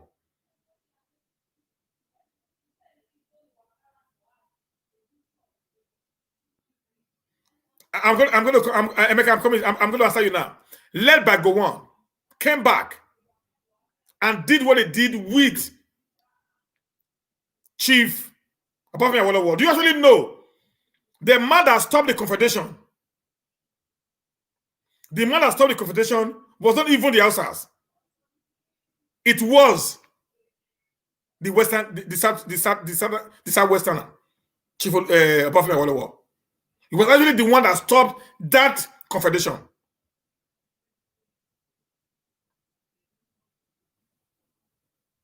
Okay? The conflict of the recent years. This is where we'll talk about now. You know, the conflict of the recent years was more of politics. More of politics than ethnicities. Do you know some Igbo men who were part of the APC refused to be part of that confab of 2014? Go check, sir. Some Igbo men who were part of APC refused to even be part of the confab. So it was more political than on the ethnicity line. That's what I'm saying now. The first place is to negotiate and build a war front. And we should not allow you. Listen, guys. Do you know in the North, they see the North before political party. But in the South, we see political party before the South. That is the problem, sir. My brother, you try, but the Fulani Jawed do not understand negotiation and diplomacy but war. If the South, Admin, Emeka, Isaac, if the South decide to be one, if the South decide to agree together, the North will be afraid. I've said this 1,000 times. The NSAS protest. I am an investigative journalist by God's grace. I do a lot of underground work before I come to line. That's why anything I say most of the time, they are very, very accurate. During the NSAS protest, the Sultan of Sokoto called meetings on the Northern Elders twice in that 3 weeks. The governors of the northern states called a series of meetings also during the NSAS protest. They were scared of Nigeria. They were scared that Nigeria is about to break. They were already prepared for a breakup. They were already prepared for the breakup. That was the first time there was no Igbo, there was no Yoruba, there was no Bini, there was no Hausa. Everybody was speaking one voice. Until our people, because of our greed for money, we saw that again the second time. So, what we need is unity. Listen, guy, do you know why they came to River State to go and make that statement they made about the Igbos? I don't even know why. The reason is this. They saw the little fracas between the major Igbo-speaking nation and the Igbos in River State, where we came safe, is a family of. The North are very politically sensitive. They know how to play the minds of the Southern people. They came to River first and made a very derogatory, very insensitive statement in River State against the Igbo people. I'm going to tell you why. The reason is this: one, to blotto the ego of Wike and to instigate the East against Wike. That's it. Like I did in my morning show today, when I read through the comments, 950 comments, 900 of the comments was only for Wike by my Igbo brothers. And all the comments were all of hate, hate, hate, and hate. The Northerners actually succeeded in their plan of creating that bridge wider than it was. Capiche? You get it clearly right now, guys. So this is the method they operate, guys. They know how to play the game against the South. They knew that the East, the major Eastern state, which is the Biafra people, are already gathering momentum. They're already winning, through this other part of the region. Now something happened that Wike made a mistake.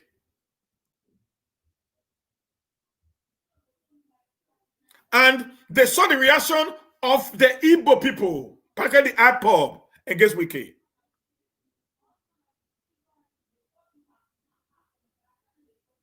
So they decided to play on that very particular loopholes that you guys created for them. So they decided to do what they call nationwide tour of the aftermath of NSAS. Oh, guys. You see that now? They saw, and the first state they went to was to River State.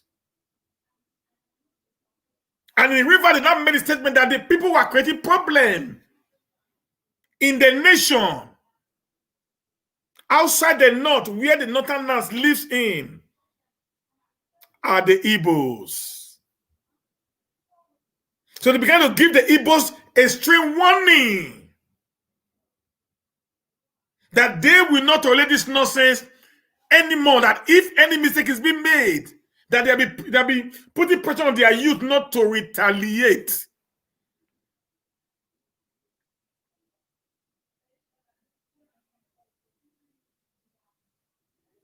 Wisdom, profit to direct. I want to say this clearly. Wike is your brother. Even when he makes mistakes, he remains your brother.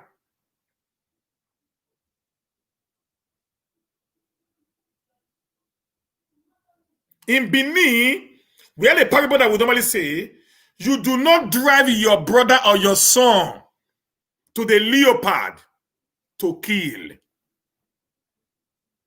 You don't drive your son or your brother to the leopard to kill because he makes mistake.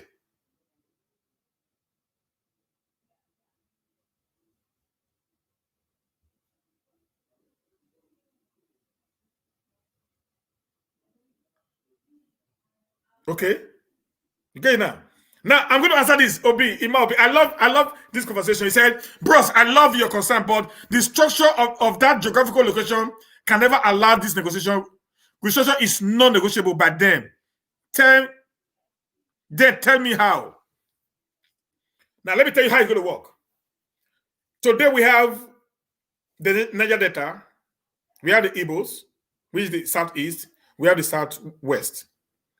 If we are going to agree together as one indivisible entity,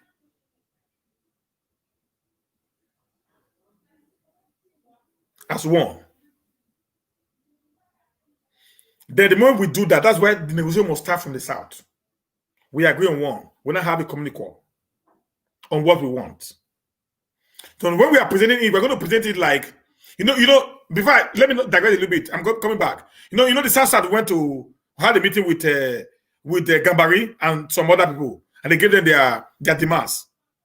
They want restructuring, they want this, they want that. Very fantastic and beautiful demands. But because it was only the South, nobody they've never talked about it until now. But if the entire South Nigeria decided on that, then your representatives in the National Assembly, both at the Senate and the House of Rep, your ministers in the cabinet of the president, and other political appointee of the president from the southern region decided to stay on the same track. If not, or at least 70% of them should think alike and have this agreement during the meeting of this southern region. I promise you guys, did not have no option than to accept restructuring. Let me also shock you, sir. In the 2018 APC Committee on Restructuring, headed by Malam Nasir El-Rufai, in that very particular document, which is also in the public domain today, make references to restructuring, state police, local government police, and many other things that will be favorable to the South. Now, do you know all the governors in the Southeast, all the governors in the Southwest, actually, Rochas Okorocha was member of that committee that actually brought that very particular bill or recommendations to bear.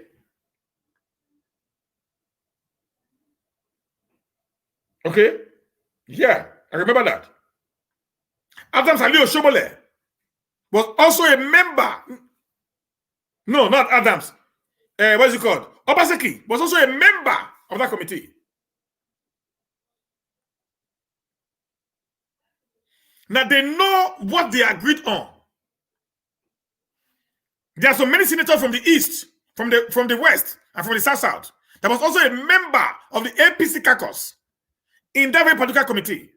They know what was agreed in that very particular recommendations. Why did they not carry it off from there to the House of Rep or to the Senate and propose it as a bill and let the North say no? Do you know, sir, there have been no Easterner except Abaribe or South man or the Southwest who have actually done nothing for us at the Southern. All the young that they sit down there, they make so much money, they build gigantic houses, live luxurious life, and allow us to perpetually be in the mercy of the northern Nigeria.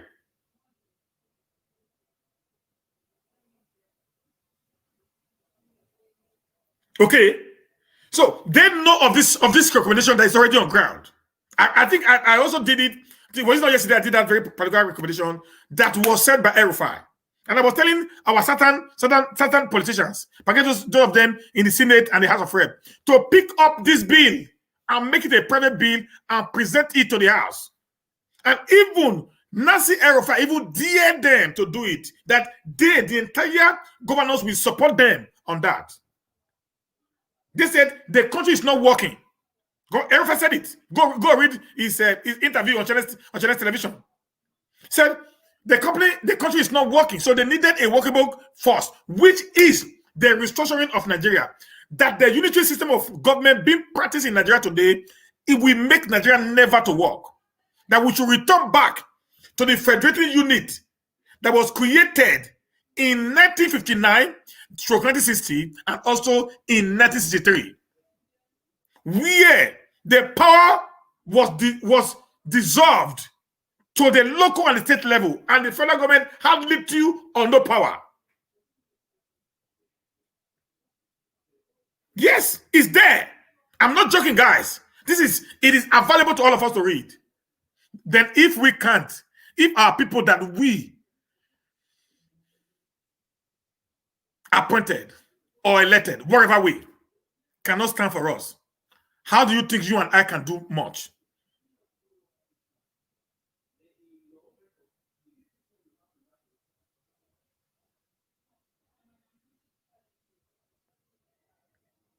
Okay? How would that do that to us? Oga James Emeka Ezewan, how are you going to get? How are we going to get Biafra? You see, sometimes when these guys, when guys like this comes in like this, I get a little bit agitating. You understand? Getting Biafra is not by saying it. What are the modus of operandos we are put in place to get Biafra?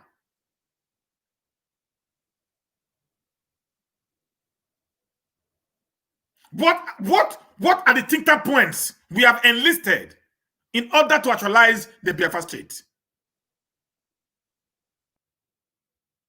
So if we want to get a state of our own, we'll get a nation of our own, what are the things we'll put there?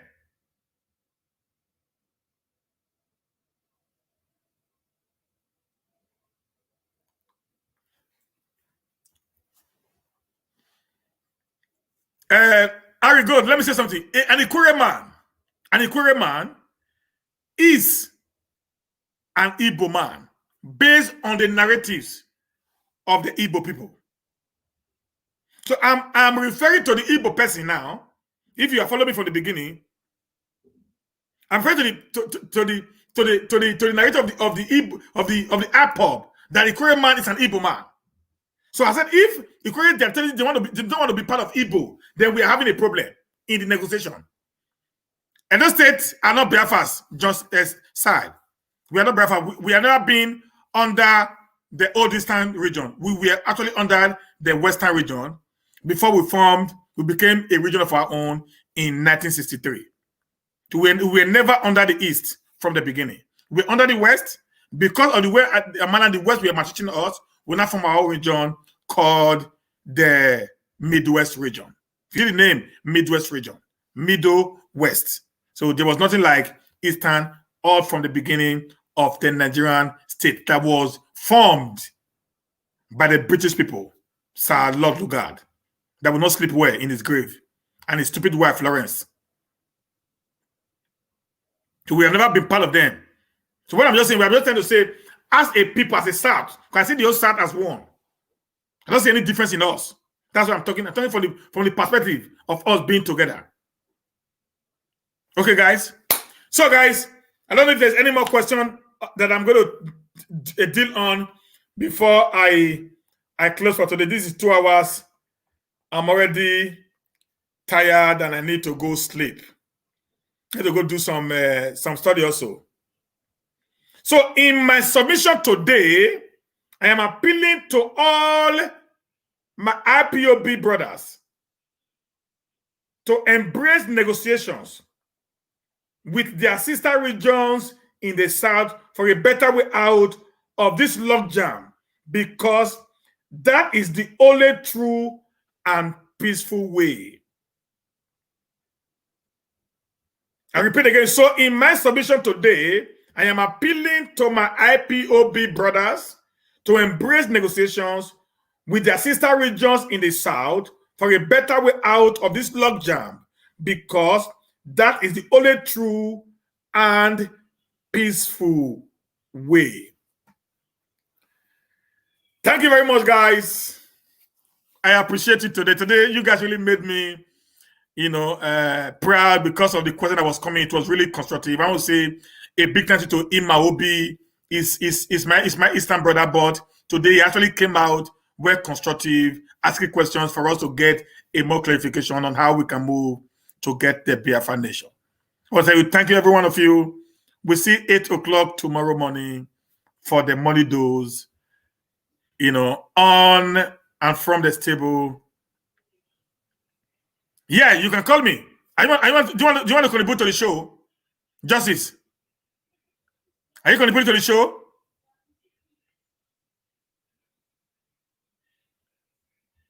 Hello, are you contributing to the show? Justice Annie, are you contributing to the show? Because I want to go now. If you want to contribute, I can stay so that you can call in.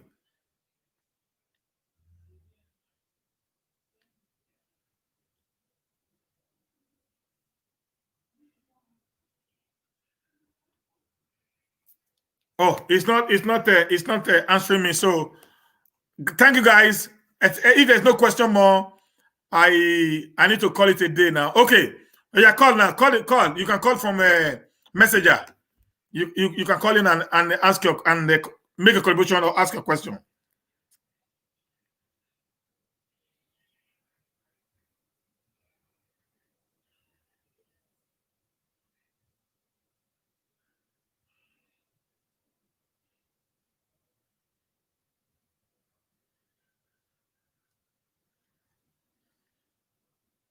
Okay, no problem then. No problem. You're calling tomorrow morning. Thank you very much, bro. Okay, thank you guys. I appreciate you all. Have a very blessed evening. Thank you, Julia. See you tomorrow all.